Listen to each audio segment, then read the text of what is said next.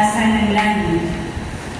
Sumagot si Akas, hindi po ako hihingi, hindi ko susubukin ang Panginoon. Sinabi ni Ezekias, pakinggan mo, sambahayan ni David.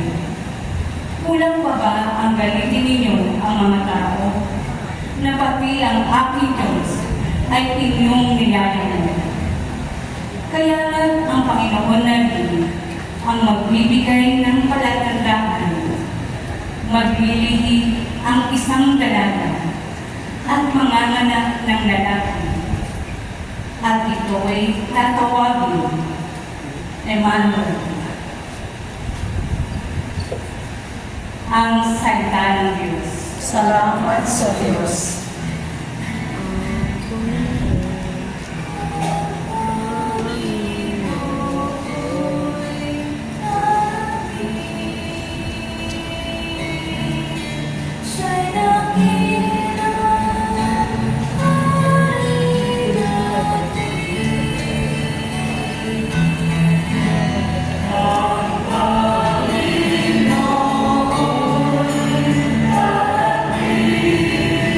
Bilang ating Panginoon.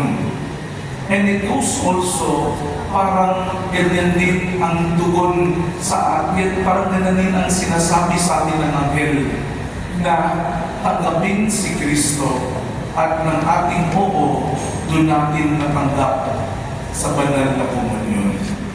See, even us, just like Mary in our gospel, we receive Jesus in our bodies, in ourselves. Mga kapatid, ang Annunciation, ano ang nais na ituro sa atin ito? Una, ang Diyos ay pumasok sa ordinaryong buhay. Mga kapatid, baka iniisip natin, hindi ako karapat-dapat. Pero si Maria, ordinaryong dalaga. Katulad natin, ordinaryong tao.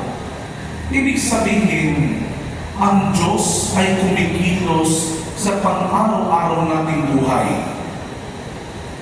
Sa tahanang pagod, sa trabaho mabigat, sa relasyong sugatan, at sa pusong tahimik na umiiyak, naroon ang Diyos.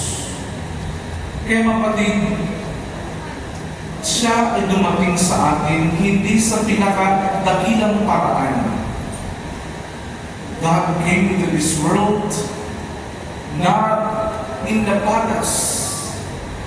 Hindi rin sa isang lugar o sa isang taong kilala, sikat, makapangyarihan. Kundi pinili niya ang ordinaryong dalagang si Maria na siyang magdadala sa kanya. Doon pumapasok ang Diyos. Di na tayo ordinaryo. Human as we are, makasalanan. But yet, God is still reaching us.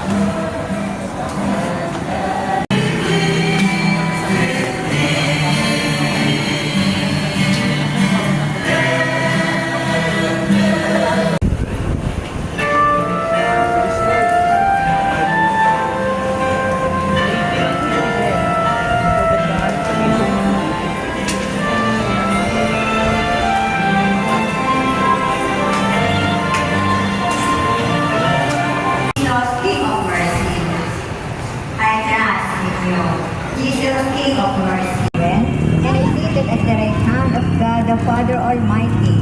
From there, he will come to judge the living and the dead. I believe in the Holy Spirit, the Holy Catholic. Eternal Father, I offer you the body and blood, soul and divinity